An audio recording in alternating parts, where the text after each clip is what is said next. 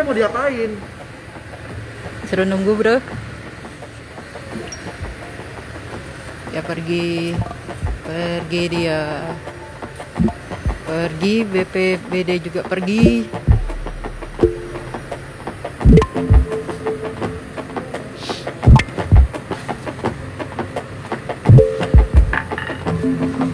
Ini rumah sakitnya bro.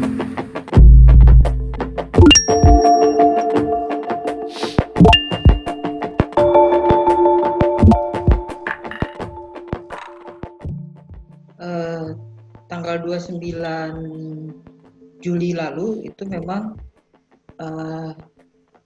datang petugas yang mengakunya petugas Dinas Kesehatan Kota Samarinda ya. Pertama itu tidak langsung di kantor Walhi, tapi di kantor Pokja 30 yang kebetulan bersebelahan dengan kantor Walhi. Pada saat itu kami dipanggil oleh teman-teman yang di Pokja 30 untuk melakukan swab di sebelah. Kami menanyakan apakah sudah ada ditunjukkan surat tugasnya atau siapa mereka gitu. Identitasnya lah minimal ditunjukkan bahwa memang benar mereka petugas Dinas Kesehatan Kota Samarinda. Ada, kemudian tetap kami tidak mau ke sebelah sampai kami 3 kali dipanggil oleh kawan-kawan dan akhirnya petugas kesehatan 2 orang itu menyebelah. Itu sudah was-was di awal gitu karena kita juga tidak melihat surat tugasnya gitu. Nah, tapi upaya untuk penanggulangan COVID-19 ini akhirnya kami nggak apa-apa, kita tes saja. Siapa tahu memang sudah menjadi tugas dari dinas ini untuk men-swab yang ada di RT sini. Besoknya sekitar jam 15 lewat datang petugas dengan penyemprotan disinfektan, kemudian sambil mereka menyemprot gitu dikabarkan bahwa 3 orang yang dari kantor Walhi itu positif COVID-19 dan disarankan untuk segera mungkin pergi isolasi di rumah sakit.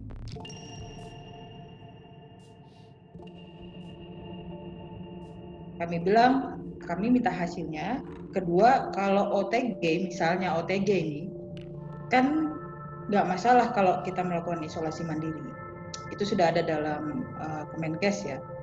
Nah, kami memilih untuk isolasi mandiri jika memang kami positif. Ketika dia tidak mampu memperlihatkan suratnya dan kami pun tidak datang gitu. Akhirnya di hari Jumat pas Idul Adha sebelum penjemputan jam 5 sore, kami diantarkan surat oleh ketua RT ya. Ketua RT bahwasanya mereka menolak yang kena positif COVID untuk isolasi mandiri di sekitaran mereka. Surat itu kami terima jam 11 mendekati sholat Jumat ya.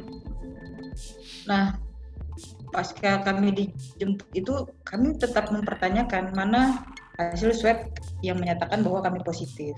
Terus mereka juga membawa warga. Perdebatan panjang memang, bahwasannya kami tidak dilihatkan hasil, tapi dia berjanji akan melihatkan hasil itu di rumah sakit.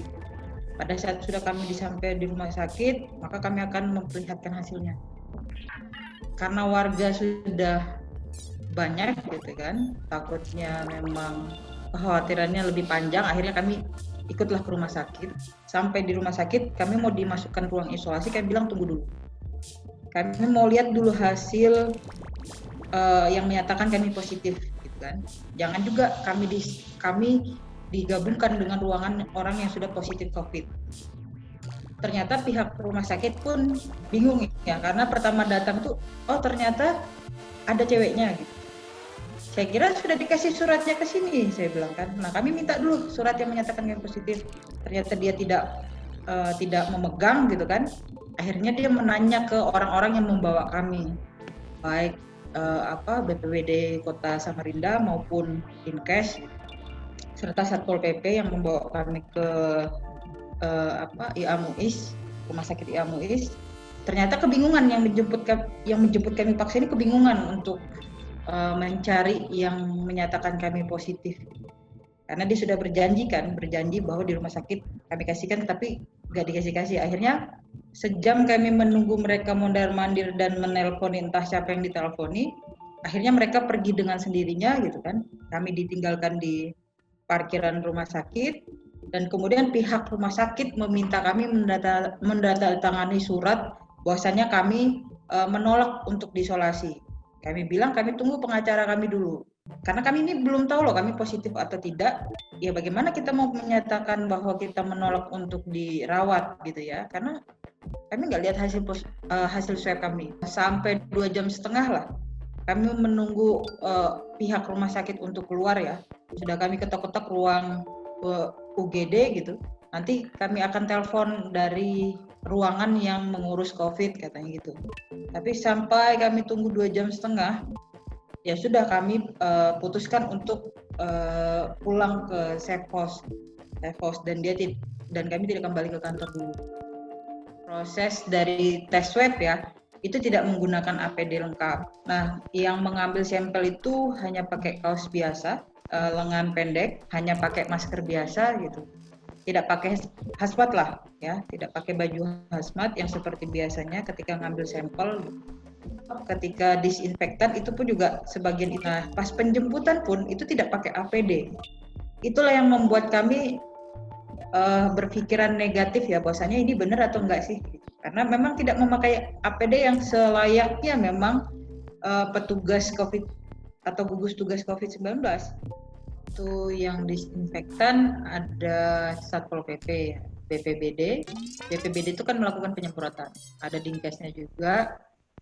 Kemudian ada Satpol PP. Ada kan hasil pertemuan konsolidasi kawan-kawan ketika aksi tanggal 16 Juli waktu itu, aksi untuk menolak Omnibus Law RUU Cipta Kerja itu ada di belakang, itu pun difoto gitu. Jadi kita mencurigai ini kenapa kok dia foto tulisan, kenapa dia foto-foto di sekitaran situ gitu loh. Padahal kan ini kan penyemprotan disinfektan. Yang kedua, datang Satpol PP, sebelum datang Satpol PP, dia bilang ada orang yang tidak diswab. Kami bingung, karena kami ini cuma bertiga. Siapa lagi satunya gitu kan? Gak ada orang lain di sini. Akhirnya mereka memaksa, mereka berkali-kali gitu, Mbak tolong dong jangan menyembunyikan orang gitu. Nah, yang menyembunyikan orang siapa? Bapak bisa cek aja siapa kan? Karena di sini 3 orang aja Pak gitu. Saya di sini 1 dan 2 kawan saya dari LBH, saya bilang. Gak ada lagi orang di sini, saya bilang. Dia mendesak-mendesak, dia panggil Satpol PP untuk menggeledah, ya saya persilahkan dengan baik gitu untuk menggeledah ruangan untuk memastikan memang saya menyembunyikan orang atau tidak gitu. Jadi akhirnya dia mengecek semua ruangan, nggak ada yang ditemukan gitu. Nah, pasca itu kita ini kan semua gamang ya, karena di labelkan bahwa kami positif COVID. Apa kami benar-benar positif atau tidak nih? Gitu. Akhirnya kami putuskan untuk swab test. Tapi yang pertama itu yang melakukan itu yang namanya Bernard dari LBH Samarinda. Karena kami agak kurang mempercayai rumah sakit yang ada di baik Samarinda maupun Balikpapan yang bersentuhan dengan pemerintahan, baik pemerintah provinsi maupun kotanya. Tapi pasca itu tanggal 6 Agustus kami rapid test dan itu non reaktif dan hasil swab dari Bernard itu dia lakukan tanggal 4, keluar hasilnya tanggal 6 dan itu negatif. Nah, dari pasca Bernard keluar hasil baru saya mau tes swab. Tapi sebelum tes swab saya sudah tes rapid test ya. Untuk lebih meyakinkan lagi maka saya lakukan tes swab mandiri gitu. Dan hasilnya memang negatif. Jadi mereka melakukan penyemprotan itu hanya 2 kantor ini saja, di dalam kantor Pokja 30 dan kantor Walhi. Setelah kami coba tanya yang gedung guru ini sebenarnya tempat nginapnya guru-guru ketika ada acara ya. Itu kan sebenarnya banyak ruangan gitu.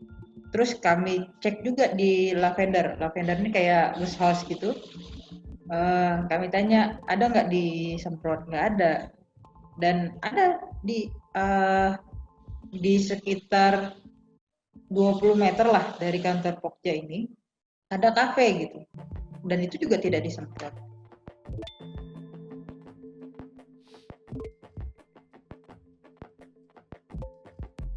Dari kejadian-kejadian ini kan kami menduga sebenarnya bahwa ini ada upaya stigmanisasi dari organisasi kami gitu, agar masyarakat tidak percaya lagi dengan advokasi Walhi Kaltim yang sedang berjalan saat ini. Apa itu? Pertama, puji Tuhan menang yang gugatan tumpahan minyak di Teluk Balikpapan, meskipun sebagian yang dikabulkan gitu, tapi menurut kami itu hal yang positif. Yang kedua itu ada penolakan soal ibu kota negara, kemudian juga penolakan soal Omnibus Law RUU Cipta Kerja, kemudian penolakan juga terhadap UU Minerba, kemudian ada kasus di desa antar namanya Desa Lebak Cilong di Kecamatan Marawis, Kabupaten Kutai Kertanegara. Di situ ada kasus konflik antara masyarakat dengan HPH ya. HPH Itzi Hutani Manunggal, miliknya Sukamto Tanoto. Dan di sana ada beberapa warga yang dilaporkan, termasuk kepala desa. Kepala desa itu dilaporkan ke Polres, kemudian ada kepala adat, kemudian juga ada 2 keluarga lain gitu yang diberikan surat panggilan ke Polres Tenggarong. Terus kemudian yang terakhir itu kasus bukan kasus tapi persiapan ranperda masyarakat Long Isun gitu, untuk pengakuan masyarakat hukum adatnya.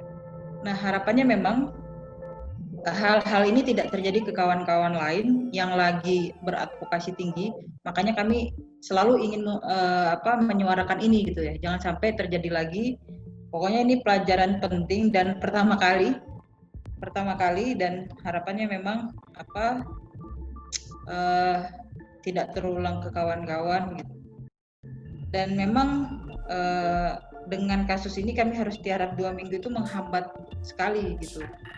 Pertama, menghambat kami untuk tidak mendampingi masyarakat yang di Lebak Cilong gitu. Yang kedua, menghambat kami untuk memang mengawal RZWP3K Kaltim yang dia tidak memasukkan yang namanya wilayah tangkap nelayan. Nah, itu akhirnya terhambat ini. Ini udah tahap akhir sebenarnya, tinggal tahap pengesahan untuk RZWP3K ya.